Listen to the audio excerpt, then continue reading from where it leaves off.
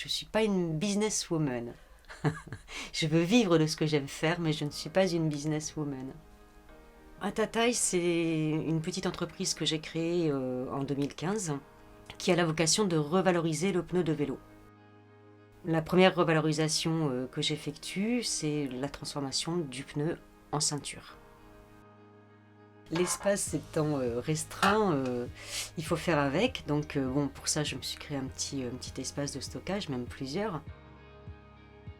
Après cette question de stockage, je passe dans l'atelier le plus cracra, puisque je vais entreprendre la découpe du pneu.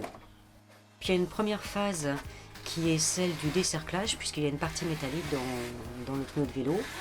C'est celle qui sert à insérer le pneu dans une jante. Donc cette partie-là, moi, il faut que je l'enlève parce que c'est aussi elle qui donne toute la rigidité au pneu.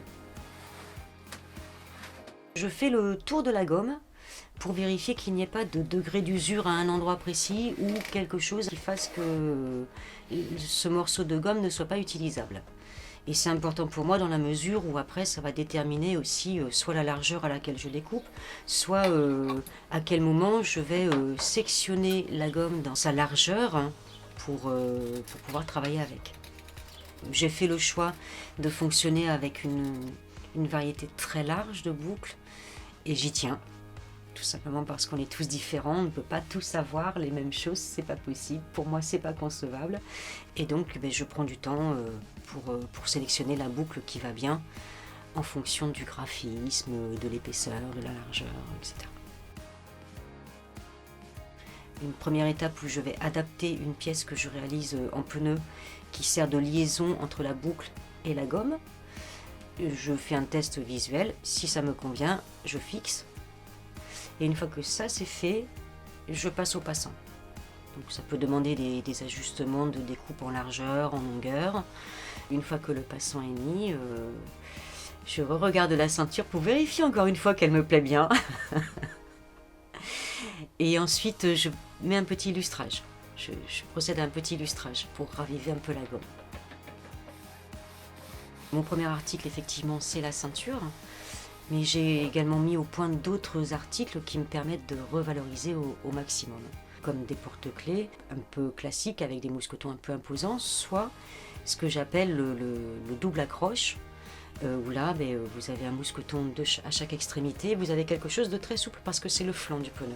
Et cet article-là que vous pouvez accrocher n'importe où, il a besoin d'avoir cette souplesse.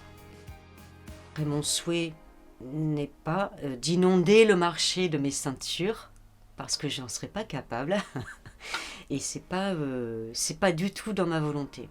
Ce qui m'a vraiment étonnée quand j'ai commencé à faire des expositions, c'est le côté curieux des gens, et quand j'ai constaté qu'en fait mes articles, ce que je proposais, touchait un panel de personnes très large quant à l'âge, j'ai vraiment été surprise.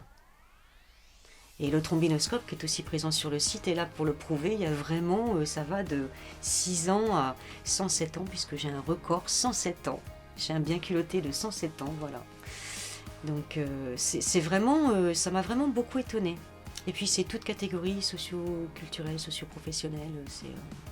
Ça c'est très très plaisant.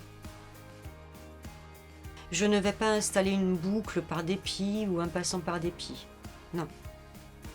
Non, parce que ça va me rattraper et quand je vais exposer la ceinture, je vais me dire non, mais qu'est-ce que tu as fait?